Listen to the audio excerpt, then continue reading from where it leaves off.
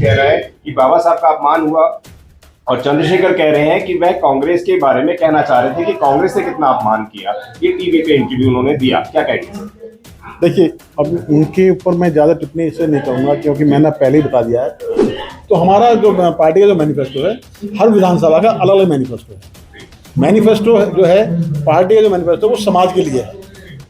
समाज के हर व्यक्ति को ऐसा महसूस हो कि हाँ, ये इस संगठन का, इस पार्टी का जो कार्य है वो हमारे लिए है। हमारे बाबा साहब स्टेट एंड माइनॉरिटी में बिल्कुल स्पष्ट कहते हैं कि खैरात ठीक नहीं है। बाबा साहब का कथन बिल्कुल स्पष्ट है।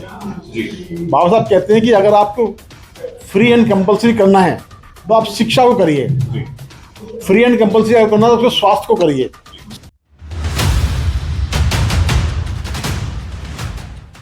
सर, आज आपने रिपब्लिक समाज पार्टी की लॉन्चिंग करी है, किन उद्देश्यों को, किन मुद्दों को लेकर इस पार्टी को लॉन्च करा है? देखिए, मैं सुरेंद्र भाई आप सबका बहुत बहुत धन्यवाद करता हूं कि आप सब लोगों ने एक अपनी जिम्मेदारी का निर्वाह किया है। साथ ही ये आज पार्टी के दिल्ली एनसीआर के कार्यालय का उद्घाटन था। जी, पार्टी का उद्घाटन नहीं, पार्टी तो हमारी 14 अक्टूबर को हमने बनाई थी जी। आज तो कई कार्यालय का उद्घाटन किया गया है। और जहाँ तक आप पार्टी के उद्देश्य की बात करते हैं, हमारी पार्टी हम इसमें लीड जरूर कर रहे हैं। हम तो इसमें हम कहते हैं कि इसको आप सब लोगों के जो आवश्यकताएं हैं या जो आपके दिशा निर्देश हम उसको अगुवाई कर रहे हैं। हम इसको प्रैक्टिकल में दिखाना चाहेंगे कि ये एक समाज की पार्टी है। समाज की पार्टी समाज के लिए पार्टी है, किसी व्यक्ति विशेष के लिए नहीं है। हमारी पार्टी का अगर आपने कॉन्स्टिट्यूशन देखा होगा, उसमें एक पूरा बहुजन कंसेप्ट का पूरा है। और हमारी पार्टी में 3 लेयर के साथ साथ चौथी लेयर को भी हमने आज़ादी दी है। पहली लेयर हमारी है कि हमारी एक एडवाइजरी बोर्ड है, उसमें मोस्टली 60 साल से ऊपर के लोग हैं जिनके पास 50-50 साल का अनुभव है। वो हमारे एक मार्गदाता हैं। हमारी एक एडवाइजरी बोर्ड है उनका। सेकेंडली हमारी एग्जीक्यूटिव बॉडी है जो कार्य देखती है। फिर हमारा एक कार्यकर्ता है। तो हमारा सिस्टम वो चलेगा और पूरी उस हर बॉडी को पूरी आज़ादी है कि किसी भी साथी के साथ, किसी भी कार्यकर्ता के साथ कहीं भी कोई जरा भी किसी भी संघर्ष में कुछ समझौते की बात आती है, कोई समझौते की या किसी तरह की कोई मैनिपुलेशन बात आती है, तो तुरंत उसको संज्ञान में लेकर उसका एक्शन तुरंत होता है। बालाराम जी, जितनी भी पार्टियां बनती हैं बाबा साहब के चिन्हों को लेकर बनती हैं, लेकिन वह अपने उद्देश्यों से बाद में भटक जाती है, क्या कहेंगे? देखिए, आपने बिल्कुल सही कहा है कि बाबा साहब अम्बेडकर ने रिपब्लिकन समाज पार्टी बनाई थी। आपको इतिहास में आप देखेंगे कि रिपब्लिकन समाज पार्टी का बहुत अच्छा वर्चस्व था, समाज की आवश्यकता थी। उसमें थोड़ा सा हल्का सा एक समझौते की स्थिति आई, तो इस बीच में फिर समाज में थोड़ी सी कमजोरी सी दिखाई दी। तभी एक मान्यवर साहब का उदय हुआ। मान्यवर साहब ने निश्चित एक ऐसी व्यवस्था को जन्म दिया जो महापुरुषों की बिल्कुल विचारधारा के अनुरूप थी, बिल्कुल विचारधारा पे ही स्वप्न खड़ी हुई थी। और उस व्यवस्था ने प्रैक्टिकल में बहुत कुछ करा भी है। शिक्षा के क्षेत्र में किया है, स्वास्थ्य के क्षेत्र में किया है, रोजगार के क्षेत्र में किया है, पर्यावरण के क्षेत्र में किया है। और सबसे बड़ा किया कि उन्होंने एक हर व्यक्ति की जो संविधान में जो व्यक्ति गरिमा है, उस गरिमा के लिए उन्होंने काम किया है। लेकिन आज आप देखेंगे कि आज हम अगर विधानसभा में देखें तो हमारा प्रतिनिधित्व 0 हो गया है। लोकसभा में देखें तो वहाँ हमारा प्रतिनिधित्व 0 हो गया है। लोकसभा में 131 मेंबर ऑफ पार्लियामेंट हैं जरूर हमारे, लेकिन अभी आपने सीन देखा होगा कि लोकसभा में बाबा साहब के साथ किस तरह का एक घिनौना किया गया है, लेकिन किसी भी एक व्यक्ति की आवाज़ नहीं खुली है। तो हम उसको कैसे मान लें कि हाँ, वो बाबा साहब की पार्टी है। इसलिए हमें बाबा साहब की आइडियोलॉजी पे इस पार्टी का गठन करना पड़ा। और पार्टी का गठन भी हमने 14 अक्टूबर को किया है, क्योंकि 14 अक्टूबर का दिन एक बाबा साहब की एक ऐसी क्रांति का दिन है, व्यवस्था परिवर्तन का दिन है। उस दिन हमने किया। जी, बालाराम जी, आपने भीम आर्मी का गठन कराया, चंद्रशेखर रावण का निर्माण करवाया, यानी कि आपने देश को एक ताकतवर नेता भी दिया। तो क्यों नहीं आपने चंद्रशेखर के साथ में उसी पार्टी को आगे बढ़ाने के लिए बारे में सोचा, अपनी पार्टी गठन करने को क्यों सोचा? देखिए, आपने बिल्कुल सही सवाल किया है। देखिए, जहाँ तक हमारे चंद्रशेखर की बात है, जब तक वो जेल में थे हमने अपनी सामाजिक जिम्मेदारी का निर्वाह किया और उस निर्वाह के साथ हमने उनको सपोर्ट के साथ उस मूवमेंट को हमने आगे बढ़ाया। जी जहाँ तक उनकी पॉलिटिकल पार्टी की बात है, आप उनको पॉलिटिकल पार्टी की उनकी जो विचारधारा है, उस विचारधारा पे सांसद बन गए, हमारी बधाई है उनको। लेकिन अगर सांसद बनने के बाद वो अगर ये कहते हैं कि मैं बाबा साहब के विचारों के सांसद बना हूँ और बाबा साहब का संसद में अपमान हो रहा है और वो चुप बैठे हैं, तो कैसे सांसद है फिर वो बाबा साहब के? ठीक है? तो इसलिए हमारा उस व्यक्ति से, हमारा जाति के व्यक्ति संबंध नहीं है, हमारा विचार के व्यक्ति संबंध है। ठीक है? हमारा जो संबंध होगा वो उस आइडियोलॉजी से है जो महापुरुषों की विचारधारा है, जो ज्योतिबा फूले की विचारधारा है, कबीर साहब की विचारधारा है, सावित्रीबाई फूले की विचारधारा है, काशीराम साहब की विचारधारा है, बाबा साहब अम्बेडकर की विचारधारा है। ठीक है? उसके साथ हमारा तालमेल होगा, चाहे वो कोई भी व्यक्ति हो। अगर कोई मजदूर भी अगर उसके साथ है, हमने उसकी कास्ट नहीं देखनी है, हमें उस मजदूर के हाथ को हैंग होल्डिंग करके उसको ऊपर लेकर आना है। क्योंकि बाबा साहब का जो कंसेप्ट था वो ये था, जो बिल्कुल नीचे है उसको ऊपर लाना है। ठीक है? गैर बराबरी को बराबरी की तरफ लाना है, समानता की तरफ लाना है। पर जिस तरह से अभी आपने कहा कि वो चुप बैठे हैं, तो चंद्रशेखर जी ये कह रहे हैं कि जब तक मैं अपमान का सूद समेत बदला नहीं ले लेता तब तक मैं शांत बैठने वाला नहीं हूँ। तो आपकी उनकी प्रतिक्रिया को लेकर क्या कहना है, क्या वो लेंगे सूद समेत बदला? देखिए, ये मुझे तो ऐसा लगता है जैसे मोदी जी ने जो 2014 में आने से पहले कहा था कि मैं सबको 15-15 लाख रुपए दूंगा। ठीक है? मिला किसी को 15 लाख रुपए? नहीं मिला ना। संसद में बैठ के इस तरह की बातें करना, क्या बाबा साहब के लिटरेचर में कहीं इस तरह की बातें हैं? बाबा साहब ने जितना लिखित में लिटरेचर दिया है वहाँ कहीं इस तरह की कोई बातें नहीं है। तो हम ऐसे बाबा साहब के न्याय पे हम समझौता नहीं कर सकते। क्या कारण है कि वह इस वक्त संसद में बैठे हुए हैं, उसके बावजूद भी बाबा साहब के अपमान पे छम बैठे हुए हैं, चुप बैठे हुए हैं? क्या राजनीति है, क्या कारण है कि वो चुप बैठे हुए हैं? जो आदमी व्यक्ति बार बार मूंछों पे दाव मारता है, बहुजन समाज की बात करता है, अम्बेडकरिज्म की बात करता है, लेकिन बाबा साहब के अपमान पे चुप बैठे हुए, क्या कहेंगे? देखिए, मैं इस बारे में सिर्फ इतना ही कहूंगा कि शायद उन्होंने बाबा साहब को ना जाना ना माना। क्योंकि आप देखेंगे कि मेरा जो अपना अनुभव है उनके साथ रहने का, कि जितने भी उस पुराने साथी थे, साथी आए जरूर, लेकिन बैक टू पवेलियन बहुत जल्दी हो गए। वापिस जाने का जो पीछे कारण है, वो कारण सिर्फ यही है कि उन लोगों को अम्बेडकरवाद में नहीं दिखा। अगर वो अम्बेडकरवाद के प्रति अपना समर्पण रखते हैं तो मैं समझता हूँ, मेरी बात छोड़ दीजिएगा, देश का हर अम्बेडकरवादी उनके साथ खड़ा होगा। लेकिन व्यवहार में अम्बेडकरवाद होगा तब। अगर हमारे व्यवहार में अम्बेडकरवाद नहीं है, हम सुपरमेसी में हैं, हम अपने आप को नेता बड़ा मान रहे हैं और को छोटा मान रहे हैं, ये अम्बेडकरवाद नहीं है। क्या लगता है हमारी पार्टी में ये बिल्कुल क्लियर कंसेप्ट है, हमारा बिल्कुल समानता का होगा। हमारे में कोई सुप्रीमो नहीं होगा।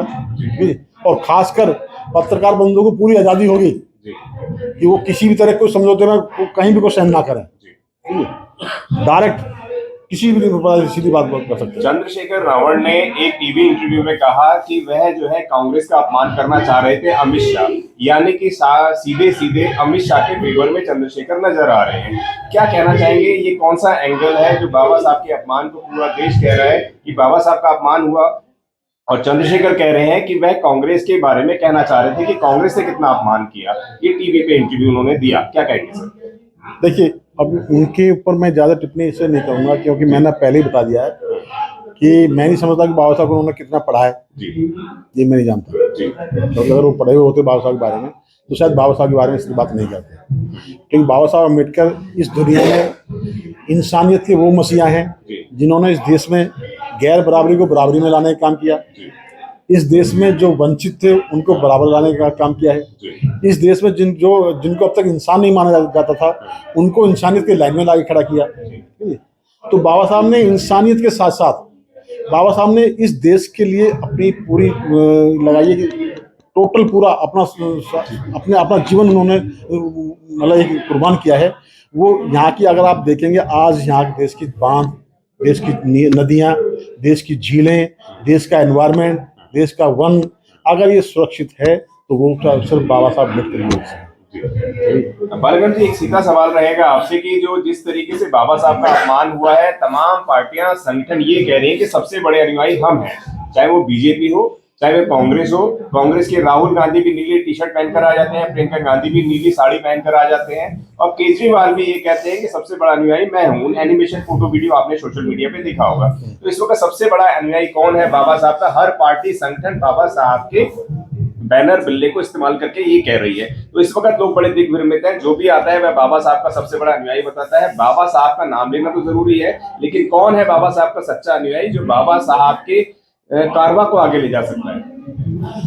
देखिए भाई साहब, आपने बिल्कुल सही सवाल किया कि बाबा साहब का सच्चा अनुयायी कौन है। मैं इसी बात पे एक बात बाबा साहब की ही बात दोहराना चाहूँगा। बाबा साहब ने एक वक्तव्य जाहिर किया था कि दाई और माँ में बड़ा फर्क होता है। आज जो दाई हैं, जो अपने आप को बाबा साहब का अनुयायी होने का दावा कर रही हैं, वो केवल दावा है, बाबा साहब का अनुयायी नहीं हो सकता। बाबा साहब का सच्चा सिपाही तो वो होगा जो बाबा साहब की क्या, जो बिल्कुल मतलब उनके रास्ते से निकल के आया होगा, जो उनकी भट्टी से दब के आया होगा, वो बाबा साहब का अनुयायी है। इसलिए बाबा साहब का जो अनुयायी होगा वो कभी कहेगा नहीं, करके दिखाएगा। बाबा साहब ने कभी कहा नहीं है, बाबा साहब ने हमेशा किया है, और इंसानियत के लिए, देश के हर इंसान के लिए काम किया, हर प्राणी के लिए काम किया। बाबा साहब, आप जहाँ तक आप कह रहे हैं कि उनकी टी शर्ट पहनना, उनकी किताबें लेना, ये उनकी मजबूरी हो गई है, क्योंकि अगर वो ऐसा नहीं करेंगे तो देश में रुक नहीं पाएंगे वो। केजरीवाल को मुझे लगता है सबसे बड़े समर्थक नजर आते हैं। 21,000 रुपए महिलाओं को दे रहे हैं, फ्री राशन दे रहे हैं, और तमाम जो है यात्रा का भी सुख साधन दे रहे हैं, बिजली पानी फ्री दे रहे हैं। तो बाबा साहब के अनुयायी सबसे बड़े वो लगते हैं, क्या कहेंगे? बाबा साहब स्टेट एंड माइनॉरिटी में बिल्कुल स्पष्ट कहते हैं कि खैरात ठीक नहीं है। बाबा साहब का कथन बिल्कुल स्पष्ट है। बाबा साहब कहते हैं कि अगर आपको फ्री एंड कंपलसरी करना है तो आप शिक्षा को करिए, फ्री एंड कंपलसरी अगर करना है तो स्वास्थ्य को करिए, स्वास्थ्य सेवाओं करिए। फ्री एंड मतलब कंपलसरी करना है उनको, आप फ्रीडम उनको, आप उनके अपने जीने की आज़ादी को आप फ्री करिए। ठीक है, जो आप ये फ्री में देके, फ्री में आप चाहे कुछ अमाउंट देके, फ्री में आप चाहे राशन देके उनकी आप आज़ादी छीन रहे हैं, उनके आप स्वाभिमान को गुलामी की तरफ ले जा रहे हैं, तो ये आप कुछ बाबा साहब के अनुयायी नहीं है। अगर आज बाबा साहब होते तो शायद सबसे पहले इन्हीं को पनिशमेंट कराते। ये कौन सी व्यवस्था कर रखी है? और सरकार इसलिए बनती है कि सरकार की जिम्मेदारी है कि देश के हर नागरिक को शिक्षा फ्री दे, देश के हर नागरिक को स्वास्थ्य सेवाएं फ्री दे, देश के हर नागरिक को जो संविधान के द्वारा उन्होंने अधिकार दिए हैं वो उनको अधिकार प्रोवाइड कराए, ना कि उनको डिमांड करनी पड़े। क्योंकि बाबा साहब अम्बेडकर एक ऐसी, देखिए बाबा साहब अम्बेडकर ने इस इतिहास को बहुत कुछ दिया है। कैसे? जैसे एक कहावत होती है कि बच्चा रोता नहीं तो माँ दूध नहीं पिलाती, लेकिन ऐसा इसको भी बाबा साहब ने चैलेंज किया है। बाबा साहब इस देश के इंसानों की वो माँ है जिस माँ ने ऐसा ख्याल रखा है कि बच्चे को किस समय क्या खुराक देनी है, बिगैर मांगे बाबा साहब अम्बेडकर ने दिया है। तो बाबा साहब अम्बेडकर वो माँ है बाबा साहब। इसलिए बाबा साहब के विचारों पे चलना और बाबा साहब को मानना छोटी मोटी बात नहीं है, ये सब नौटंकीबाजी है। ये नौटंकीबाज हैं और ये ज्यादा दिन टिकने वाले नहीं थे। राष्ट्रीय समाज पार्टी 2024 के अंदर जो दिल्ली के चुनाव होने हैं उसके अंदर उतरने वाली है। हाँ बिल्कुल उतरेगी जी, बिल्कुल दिल्ली में तैयारी कर रहे हैं जी। दिल्ली में बिल्कुल इलेक्शन लड़ेंगे। किसी भी पार्टी के लिए लड़ने के लिए चुनावी चंदे की बहुत ज्यादा आवश्यकता होती है, तो क्या लगता है कि पार्टी के पास इतना फंड कहाँ से आएगा? उसके पास गाड़ी, बिल्ला, बैनर ये सब कहाँ से प्रोवाइड होगा? हाँ बिल्कुल आपने सही सवाल किया। या किसी पार्टी के इशारे पे एक पार्टी बनाई हाँ, गई है? बिल्कुल साफ रहेगा। देखिए कोई काम करने के लिए जो ना एक संसाधन की जरूरत पड़ती है। देखिए आज अगर आप देखेंगे, हमारा सामाजिक संगठनों के द्वारा इतना लंबा समय है काम करते हुए, आपका सहयोग डिपेंड करता है आपके व्यवहार पर, आपके कार्य पे। जी। आपका कार्य अगर समाज के लिए है तो निश्चित आपको सहयोग मिलेगा, आपका व्यवहार समाज के लिए है तो समाज आपको सहयोग देगा।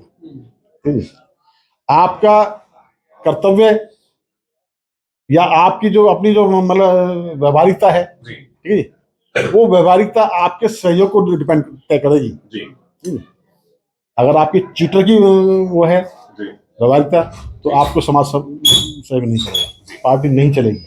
इसलिए देश में पार्टी बनती है और पार्टी फिर बिगड़ जाती है। जी बालाग्राम जी, कल को इस पार्टी का वर्चस्व बढ़ जाता है तो ये फिर किसी ना किसी के साथ इसे गठबंधन भी करना पड़ेगा, क्योंकि इतनी बड़ी तादाद के अंदर आज बीजेपी भी है, वो भी गठबंधन करती है, कांग्रेस भी गठबंधन करती है। तो रिपब्लिक समाज पार्टी की सबसे पहली पसंद कौन सी रहेगी? बीजेपी, कांग्रेस, बीएसपी, चंद्रशेखर रावण या तमाम जो पार्टी है वो कौन सी पहली पसंद होने वाली है रिपब्लिक समाज पार्टी की? हाँ बिल्कुल, आपने सही कहा। देखिए, रिपब्लिकन समाज पार्टी की जो एक मेलजोल की जो बात है, वो पहली और अंतिम प्राथमिकता है अम्बेडकर मूवमेंट।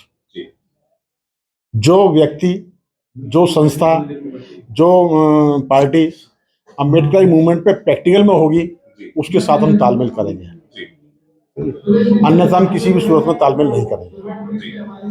हम थोड़ा चलेंगे लेकिन मूवमेंट के साथ चलेंगे। मूवमेंट हमारी प्राथमिकता है और मूवमेंट के लिए ही हम काम करेंगे। लेकिन इस मूवमेंट के चक्कर में तो कई सालों बीत जाते हैं, मुद्दत बीत जाती है और अपने आप को हर एक व्यक्ति ठगा सा महसूस करता है। आज भी लगातार एट्रोसिटी हो रही है, घोड़ों पे नहीं बैठने दिया जाता, घोड़ी पे नहीं बैठने दिया जाता है, छोटे से बच्चे के ऊपर पेशाब कर दिया जाता है, शिक्षा के अंदर इस तरीके का शोषण है। तो किस तरीके से पार्टी ताकत में आएगी? मैं चाहूंगा कि किसी न किसी पार्टी का आप नाम अवश्य लें जो आपको लगता है कि अम्बेडकरवादी विचारधारा पे चलती है। देखिए, जहां तक आपने पार्टी की ताकत की बात की, पार्टी की ताकत किससे बनती है? जनता से। हमारा पार्टी का जो कर्तव्य होगा वो जनता को अवेयर करने का होगा, जनता को मजबूत करने का होगा। शिक्षा के क्षेत्र में, स्वास्थ्य के क्षेत्र में, रोजगार के क्षेत्र में, पर्यावरण के क्षेत्र में, और खासकर उनके अपने अधिकारों के प्रति हम जनता को जितना उनके अधिकारों के प्रति जागृत कर देंगे, उतना ही वो सशक्त हमारी पार्टी को मजबूत करेगा। तो मैंने आपको पहले कहा ना कि हमारी पार्टी के संसाधन, हमारी पार्टी की शक्ति, ये डिपेंड करती है हमारी व्यवहारिकता जनता के प्रति कितनी है, और जनता ही हमारी ताकत है। इसमें हमारी अपनी ईमानदारी जो होगी वो हमारी ताकत होगी। हमारी ताकत हमारे सिर्फ हमारी ईमानदारी है। अच्छा, एक चलते चलते एक अंतिम सवाल मैं आपसे जरूर रखना चाहूंगा, क्या पार्टी का मैनिफेस्टो है या नहीं है? किन मुद्दों को लेकर, चुनावी मुद्दों को लेकर आप जनता के बीच में जाने वाले हैं, वह भी बताएं। देखिए, पार्टी का हमारी पार्टी का मैनिफेस्टो है। जैसे दिल्ली का मामला, दिल्ली का चुनाव आ रहा है, दिल्ली में जितनी भी 70 विधानसभाएं हैं, अलग अलग विधानसभा की अलग अलग समस्याएं हैं। दिल्ली में कॉमन प्रोग्राम नहीं बन सकता। ठीक है, मैं आपको जैसे नजदीक का बता दूं, हमारे नजदीक में कौंडली विधानसभा है। कौंडली विधानसभा में पानी जरूर है, लेकिन वो जो कूड़े का जो ढेर लगा हुआ है वो उन लोगों का जीवन बर्बाद कर रहा है। ठीक है, अब आप चले जाओ संगम विहार विधानसभा, वहां लोगों को पानी नहीं मिला। अब दिल्ली की सरकार, केंद्रीय सरकार दिल्ली के लोगों को पानी नहीं दे सकती, तो फिर ऐसी सरकार का क्या फायदा? तो हमारा जो पार्टी का जो मैनिफेस्टो है, हर विधानसभा का अलग अलग मैनिफेस्टो है। मैनिफेस्टो जो है पार्टी का जो मैनिफेस्टो, वो समाज के लिए है।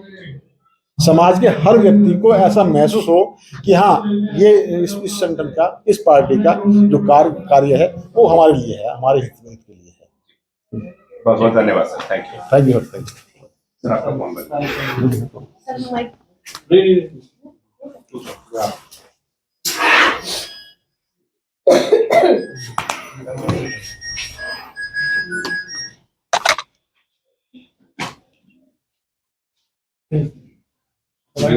दोस्तों, वीडियो पसंद आए तो लाइक, शेयर और News 22 लाइव को सब्सक्राइब करना ना भूलें। शुक्रिया।